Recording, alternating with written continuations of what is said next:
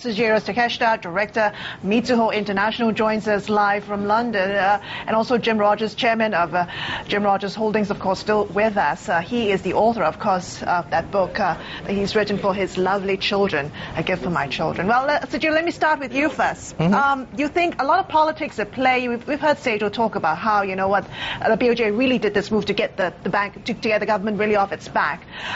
Do you think they really bow to succumbing to government pressure? Do you question the independence of the Bank of Japan now? I think that's always in question. There could have been more pressure by Mr. Khan, though.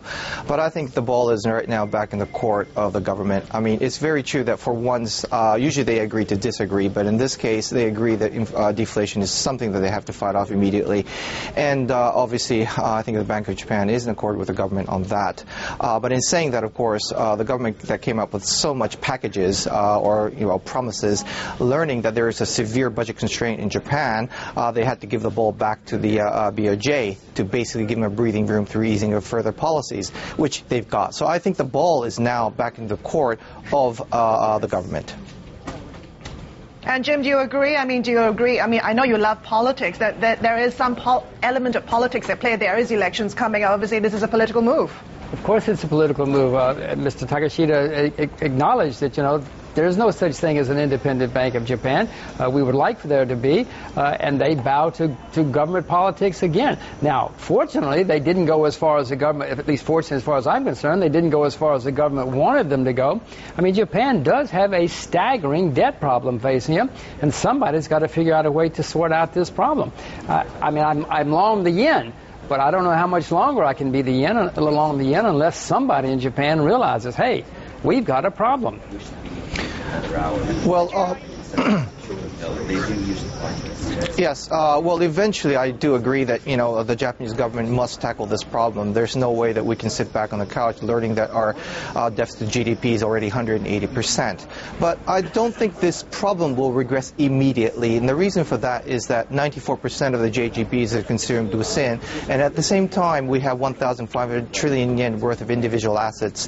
That is already a very good buffer, and also our consumption tax is only at 5%, meaning that there is way out of this. However, in saying that, again, the problem persists, and there are some government officials, especially with the likes of Mr. Yosano, who's forming a new government with the brother of Prime Minister Hatoyama, to probably tackle this problem, because as you say, I do think this is a problem that should not be rested in couch. However, I don't think it's going to regress as we're seeing in Greece right now at this moment now. As I said, Mr. Takeshita, I own the yen, but you say it's not going to happen anytime soon. Well, it may not. I own the yen. Let's hope it doesn't. But it is over 190%. I thought it was over 200% of the debt to gross national product. That is the largest in the developed world. That is not a simple matter to deal with overnight, even though the debt is owed to the Japanese. Yeah, that's very, very true. Again, I mean, there is a lot of buffer that the government can get away with. There's a lot of problems which they have to prioritize before that, though. For example, rejuvenation of the capital expenditure side, which we're seeing signs of, which is in Japan the first leading index towards a revival of private consumption. Japan is, in that sense, a very unique nation where private consumption-led growth is not going to take place. Unless you see a recovery in the industrial sector and employment, you aren't going to see the private consumption come back. So basically, what the government is trying to force right now is not to solve its budgetary conditions, because like I said, it's not going to happen overnight. They will probably first try to rejuvenate the economy through the industrial sector and then through private consumption. So we'll be talking about these budgetary problems that you're talking about probably after 2012 onwards. Sugiro, thanks for that. Sugiro Takeshita, Director of Mizuho International.